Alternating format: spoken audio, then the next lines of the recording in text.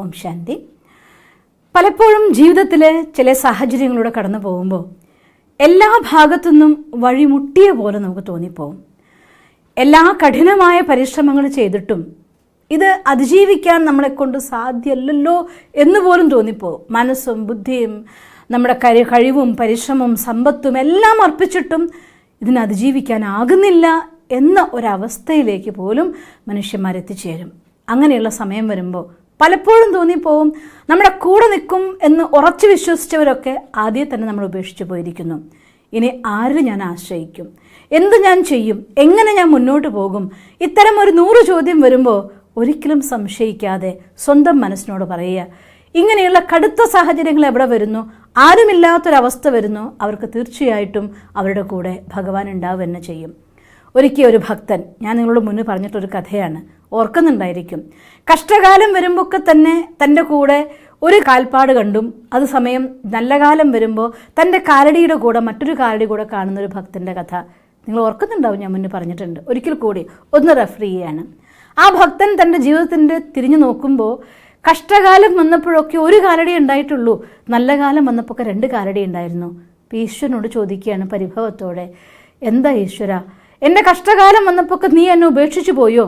എൻ്റെ നല്ല കാലത്തൊക്കെ എൻ്റെ കൂടെ നിൻ്റെ കാലടി കാണുന്നുണ്ടല്ലോ എന്ന്.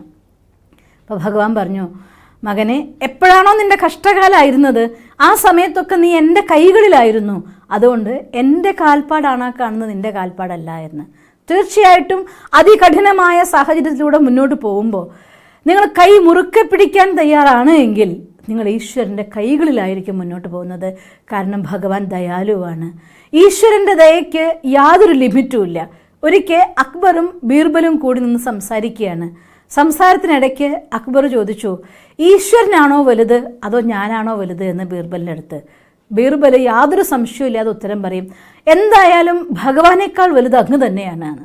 അപ്പോൾ ഉടനെ അക്ബർ പറയും, ബീർബൽ, നീ വളരെ സാമർഥ്യമുള്ളവനാണെന്ന് എനിക്കറിയാം, പക്ഷെ സാമർഥ്യം ഒരിക്കലും ഇത്തരത്തിൽ തെറ്റായ ഒരു കാര്യം പറയാൻ വേണ്ടി ഉപയോഗിക്കരുത്.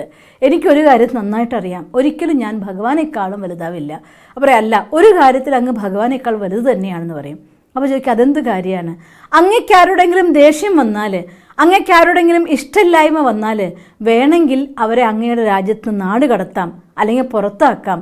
അതേസമയം ഈശ്വരന് ഒരാളോട് ദേഷ്യം വന്നാൽ പോലും അവനെ തൻ്റെ രാജ്യത്ത് നിന്ന് പുറത്താക്കാൻ സാധ്യമല്ല. കാരണം ലോകം മുഴുവനായ ഈശ്വരൻ്റെ തന്നെ സാമ്രാജ്യമല്ലേ. ഈശ്വരൻ ഒരിക്കൽ പോലും തൻ്റെ രചനയുടെ അടുത്ത് നീ എനിക്ക് വേണ്ട എന്ന് പറയുന്ന ഒരവസ്ഥ ഭഗവാനില്ല. കാരണം ഈ പ്രപഞ്ചം മുഴുവൻ ഈശ്വരൻ്റെയാണ്. വേണ്ട എന്ന് പറഞ്ഞാൽ എവിടേക്കാക്കാനാണ്? അതും ഭഗവാന്റെയാണ്, ഇതും ഭഗവാന്റെയാണ്.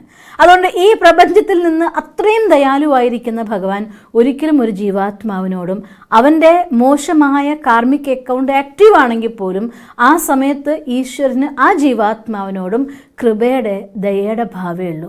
ഒരമ്മയ്ക്ക് 2 മക്കളുണ്ടെന്ന് വിചാരിക്കുക. ഒരു മകൻ വളരെയധികം ക്രൂരനും പീഡിപ്പിക്കുന്ന ഒരാളെല്ലാവരെയും, ഒരു മകൻ വളരെ സ്നേഹത്തോടു കൂടി വീട്ടുകാരും നാട്ടുകാരും എല്ലാം കെയർ ചെയ്യുന്ന, ശ്രദ്ധിക്കുന്ന, പരിപാലിക്കുന്ന ഒരു പുത്രൻ. ഒരമ്മയുടെ അടുത്ത് 2 മക്കൾ വരുമ്പോൾ ഒരമ്മ നീ എൻ്റെ മകനല്ല എന്ന് ക്രൂരനോട് പറയില്ല. എന്നാൽ തീർച്ചയായിട്ടും 2 മക്കളോടുള്ള ഭാവം 2 തന്നെയായിരിക്കും. 2 പേരോടും സ്നേഹം തന്നെയാണ്. ഒരാളോടുള്ള സ്നേഹം വാത്സല്യമായിരിക്കും, മറ്റൊരാളോടതായിട്ടുള്ള സ്നേഹം ദയയായിരിക്കും. എൻ്റെ ഈ കുഞ്ഞ്, ഇവനെ എനിക്ക് നന്നാക്കണമല്ലോ എന്നുള്ള ഭാവം ഉണ്ടാവുള്ളൂ, അല്ലാതെ വെറുപ്പ് അമ്മയുടെ മനസ്സിന് വരാറില്ല. അതുപോലെ പ്രപഞ്ചത്തിൻ്റെ തന്നെ മാതാവും പിതാവുമായിരിക്കുന്ന ഭഗവാനിൽ നിന്ന് ഒരു ജീവാത്മാവിന് നേരെയും വെറുപ്പിൻ്റെയോ വൈരാഗത്തിൻ്റെയോ വിരക്തിയുടെയോ ഭാവനയില്ല. ഈശ്വരൻ എല്ലാവരോടും കരുണാഭാവേ ഉള്ളൂ, കൃപാഭാവേ ഉള്ളൂ. ഒരു പക്ഷേ എന്തെങ്കിലും ഒരു കണക്ക് മോശമാവുന്ന സമയത്ത് ഒന്ന് ആലോചിച്ച് നോക്കിയേ. ഒരു ഡോക്ടർക്ക് ഒരു പേഷ്യൻറ്റിൻ്റെ ശരീരത്തിൽ പഴുത്ത് എന്തെങ്കിലും രോഗം വന്നു എന്ന് കണ്ടു കഴിഞ്ഞാൽ അതിനെ കീറിക്കളയല്ലാതെ വഴിയില്ല. അത് ഡോക്ടർക്ക് ആ പേഷ്യൻറ്റിനുള്ളതായിട്ടുള്ള ദേഷ്യമല്ല, ആ ഡോക്ടർക്ക് ആ പേഷ്യൻറ്റിനുള്ളതായിരിക്കുന്ന കരുണയാണ്, ദയയാണ്. അയാളെ രക്ഷിക്കാൻ വേണ്ടി കീറിക്കൊണ്ട് ആ ഒരു കഷ്ണത്തെ എടുത്ത് കളയുകയാണ്, അല്ലെങ്കിൽ ആ പഴുത്ത ഭാഗത്ത് മുറിച്ചു മാറ്റുകയാണ്. അത് ആ പേഷ്യൻറ്റിനോട് കാണിക്കുന്ന കൃപയാണ്. കരുണാസാഗരനായിരിക്കുന്ന ഭഗവാൻ, ആ ഈശ്വരനും അതെ ഈ പ്രപഞ്ചത്തിൽ ഓരോ ജീവാത്മാവിൻ്റെ ജീവിതത്തിലും അഥവാ എന്തെങ്കിലും അങ്ങനെ ഒരു കടുത്ത സാഹചര്യം വരുന്നുണ്ടെങ്കിൽ അതിന് മുന്നുണ്ടായിപ്പോയ ഏതെങ്കിലും ഒരു തെറ്റിൽ നിന്ന് അവനെ രക്ഷിക്കാൻ വേണ്ടിക്കൊണ്ട് അതിനെ മുറിച്ചു മാറ്റുന്ന ഒരവസ്ഥ മാത്രമാണത്. അതുകൊണ്ട് അത്തരമൊരു സാഹചര്യം ഉണ്ടാകുമ്പോൾ ഈശ്വരൻ കരുണയില്ലാത്തവനാണ്, കൃപയില്ലാത്തവനാണ്, കണ്ണ് കാണാത്തവനാണെന്ന് പറയരുത്. ഈശ്വരൻ്റെ കണ്ണ് കണ്ടതുകൊണ്ടാണ് ആ ഒരു അവസ്ഥയിലൂടെ കടന്നു പോകുമ്പോഴും നമുക്കൊരിക്കലും നിങ്ങൾ അപ്പോഴും ഭഗവാന്റെ കൈ മുറുക്കെ പിടിച്ചോളൂ. രണ്ട് വിധത്തിൽ നമുക്ക് നമ്മുടെ ജീവിതത്തിലെ ദുഃഖത്തിൻ്റെ അവസ്ഥയെ കടന്നു പോവാം.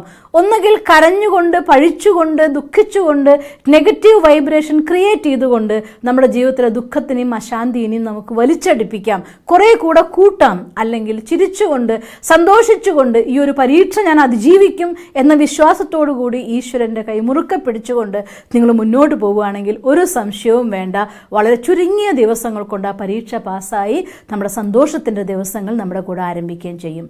പക്ഷെ അതിന് ഈശ്വരൻ്റെ കൂടെ അനുഭവിക്കാൻ നമ്മൾ പറയാറില്ലേ, പണ്ട് പാടാറില്ലേ, ത്വമേവ മാതാശ്ച പിതാ ത്വമേവ ത്വമേവ ബന്ധുശ്ച സഖാ ത്വമേവ എന്ന് പറയും.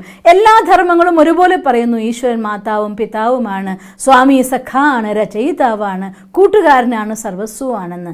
ഇത് പറയാനല്ല, അനുഭവിക്കാൻ തുടങ്ങിയാൽ ഓരോ സംബന്ധങ്ങളിലും നമ്മൾ എങ്ങനെയാണോ ഒരു ബന്ധം നിറവേറ്റുന്നത് അതുപോലെ ഈശ്വരനെ ആ ബന്ധത്തിൽ കണ്ടുകൊണ്ട് നിറവേറ്റാൻ തുടങ്ങിക്കഴിഞ്ഞാൽ ബന്ധങ്ങളുടെ സുദൃഢമായിരിക്കുന്ന ശക്തി എന്താണോ ഏറ്റവും നല്ല കൂട്ടുകാരൻ നമുക്ക് വേണ്ടി ചെയ്യുക, ഒരു നല്ല അമ്മ എന്താ നമുക്ക് വേണ്ടി ചെയ്യുക, ഒരു നല്ല അച്ഛൻ ഒരു പുത്രനോട് എങ്ങനെ ബന്ധം നിറവേറ്റും, ഇതൊക്കെ നമുക്ക് ജീവിതത്തിൽ ഇതിനേക്കാൾ നല്ല അനുഭവം ഉണ്ടാവുന്ന അവസ്ഥ ഒന്നുമില്ല.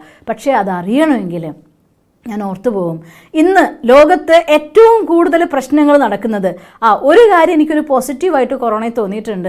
കൊറോണ വന്നപ്പോൾ ഹിന്ദു, മുസ്ലിം, ക്രിസ്ത്യനൊക്കെ യുദ്ധങ്ങളും കാര്യങ്ങളും പ്രശ്നങ്ങളും തർക്കങ്ങളും ഒക്കെ പോയിരിക്കുന്നു. മനുഷ്യനെ കാണാൻ തുടങ്ങിയിരിക്കുന്നു. ഈ പ്രപഞ്ചത്തിൽ ഒരൊറ്റ ശക്തി, പരമമായിരിക്കുന്ന ശക്തി, അവരെ അല്ലാഹ് എന്ന് വിളിച്ചാലും യഹോവ എന്ന് വിളിച്ചാലും അതല്ല നിങ്ങൾ മറ്റ് ശിവൻ എന്ന് വിളിച്ചാലും ഏത് പേരിട്ട് വിളിച്ചാലും ഭാഷകൾ വ്യത്യാസമായിരിക്കാം, വാക്കുകളിൽ വ്യത്യസ്തത ഉണ്ടായിരിക്കാം, പക്ഷെ ആ പരമമായിരിക്കുന്ന ശക്തി ഒരാളേ ഉള്ളൂ. റംസാൻ എന്നുള്ള വാക്ക് നിങ്ങൾ ആലോചിച്ച് നോക്കിയൊക്കെ RAMZAN ആണ്. RAM എന്നുള്ളതിൻ്റെ അടിയിൽ വരച്ചു നോക്കിയാൽ നമുക്ക് കാണാം രാം. ദീപാവലിയുടെ അവസാന വാക്ക് നോക്കി നോക്കൂ, ALI അലിയാണ്. ദീപാവലിയിൽ അലിയുമുണ്ട്, റംസാനിൽ രാമനുമുണ്ട്. എന്നാൽ രാമൻ്റെ പേരിൽ, അലിയുടെ പേരിൽ മനുഷ്യന് നേരെ ശത്രുത കാണിക്കുമ്പോൾ സ്വയം ആ ഭഗവാന്റെ ശത്രുവായി നിങ്ങൾ മാറുകയാണ്.